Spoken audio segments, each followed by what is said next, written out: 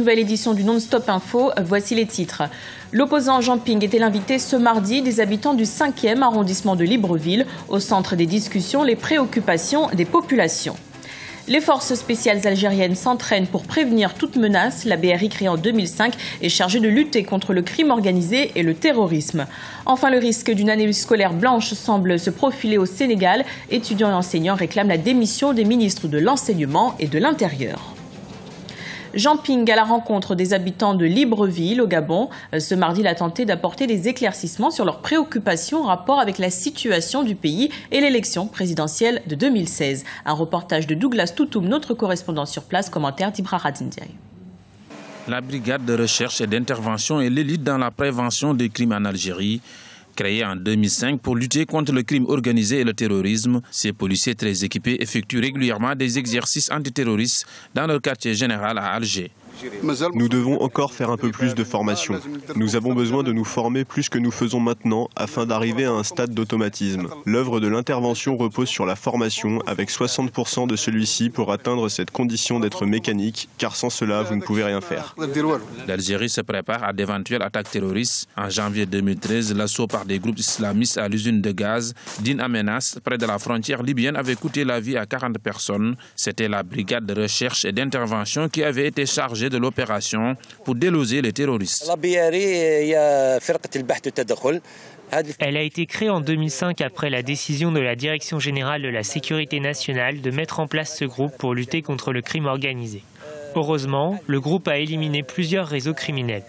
Notre objectif est de sensibiliser les citoyens à l'aise et en toute sécurité dans la capitale. La brigade de recherche et d'intervention lutte contre la criminalité de toutes sortes, crimes majeurs et mineurs. Nous sommes sur le qui-vive jour et nuit. Nous nous formons parce que le crime évolue d'un jour à l'autre, raison pour laquelle nous devons évoluer chaque jour. Al-Qaïda au Maghreb islamique et certains groupes terroristes sont toujours actifs en Algérie, notamment dans le sud du pays, où les autorités craignent des conséquences suite à l'instabilité sécuritaire de la Libye. Dans le reste de l'actualité, signature d'un accord entre la République démocratique du Congo et Air France. Il a été conclu le 15 août entre Kinshasa et les représentants de la compagnie aérienne française. Elle participera au lancement de Congo Airways, la nouvelle compagnie nationale. Écoutons Lambert Mende, le porte-parole du gouvernement congolais, qui évoque les défis à relever. Bien, l'accord a été convenu d'abord à Paris lors de la rencontre entre le président Joseph Kabila et son homologue français François Hollande. Maintenant, l'objectif qui est poursuivi, c'est de pouvoir tenir compte de la dimension de ce pays et faciliter les déplacements des hommes et des femmes et des biens à l'intérieur du territoire national d'abord, puis en connexion avec l'Afrique et le reste du monde par la suite. Une société d'aviation répondant aux standards internationaux et normes qui sont en vigueur nous a paru quelque chose d'essentiel et de très urgent. C'est pourquoi, sans désemparer, le contrat va se mettre en œuvre et répondre à ce besoin crucial de mobilité que nous éprouvons ici. Le Congo Air Jour devrait être effectif et concret d'ici fin 2014. Tension toujours vive à l'université Cheikh Anta Diop de Dakar. Après le décès de 2 étudiants en moins de 3 mois sur le site, les enseignants ont décrété la suspension des cours. Le président Macky Sall a décidé d'engager des concertations avec ces derniers dans les plus brefs délais. Un reportage de Djibril Fofana, notre correspondant sur place. La mort de l'étudiant Bassirou Faye le jeudi 14 août n'en finit pas de crisper le milieu universitaire au Sénégal.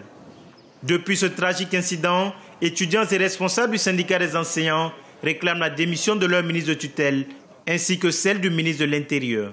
Les réformes initiées par le gouvernement en début d'année sont aussi contestées, notamment celles relatives à la mise en place d'une police universitaire.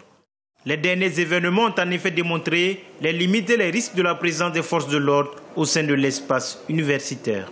Les forces de sécurité ne peuvent se justifier que quand il y a une situation d'insécurité à tel point que leur présence soit indispensable. Mais si les conditions reviennent à la normale, nous ne voyons pas de raison que les forces de sécurité continuent à occuper les franchises universitaires. Depuis de nombreux mois, l'université de Dakar connaît une poussée de violence. D'abord, le refus des réformes à laquelle est venue se greffer la question des bourses. C'est cette dernière revendication qui a mis le feu aux poudres. Les étudiants ont été patients. Nous ne pouvons pas admettre que nous puissions rester pendant 10 mois sans pourtant percevoir nos bourses. Et le problème, le noyau même de ce qui a enregistré le désastre n'est pas dû seulement aux bourses. Il y avait eu des réformes qui ont été entreprises par l'État du Sénégal. Et ces réformes nous ont été implantées de manière arbitraire. Les autorités ont promis de faire la lumière sur ce crime. L'ouverture d'une enquête judiciaire a été ordonnée par le président de la République. Mais les organisations de défense des droits de l'homme restent sceptiques. Ce n'est pas la première fois au Sénégal que des étudiants meurent impunément sur le champ de la revendication de leurs droits. Nous avons constaté que ce qui s'est passé de par les événements que nous avons vécus avant même qu'ils n'arrivent au pouvoir, un autre étudiant a été également tué par balle, c'est le cas de Balagaï. Et certes, il y a eu une enquête, il y a eu même la personne, les auteurs qui ont été coupables, qui ont été arrêtés, qui ont été jugés, mais qui, après quelque temps, nous avons vu qu'ils ont été relaxés.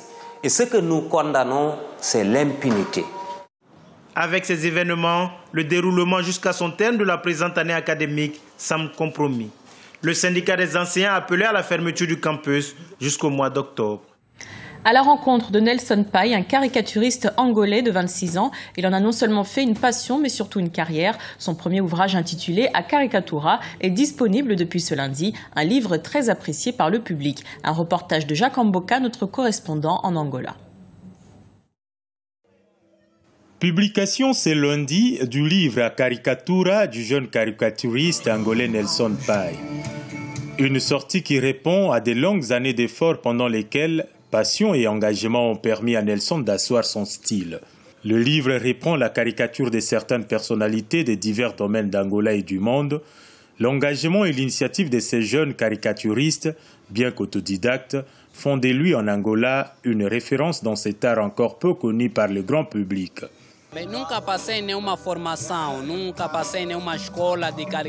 Je n'ai suivi aucune formation, je n'ai été à aucune école de caricature ou d'art. Je dessinais déjà à l'âge de 7 ans. J'ai fait des recherches sur Internet pour savoir comment se fait la caricature et de là j'ai créé ma marque et je l'ai perfectionnée. Les premiers clients venus manifester leur attachement et leur soutien à l'artiste ont eu l'opportunité de se faire caricaturer, une façon pour ces jeunes de prouver à ses admirateurs son talent. Je suis ici pour encourager ce jeune. Je crois qu'il est en train de faire quelque chose de nouveau et d'inédit. Je viens de loin, pas seulement pour acheter un livre, avoir ma caricature qui est belle, mais aussi l'encourager. Je viens dire à ce jeune de ne pas seulement regarder à l'argent, mais d'abord, au-dessus de tout, l'art. La vente de ces livres se poursuivra le week-end prochain au même endroit et dans d'autres centres de vente du livre de la ville de Luanda. Nous vous remercions pour votre fidélité. Dans un instant, une nouvelle édition de l'information sur Africa 24.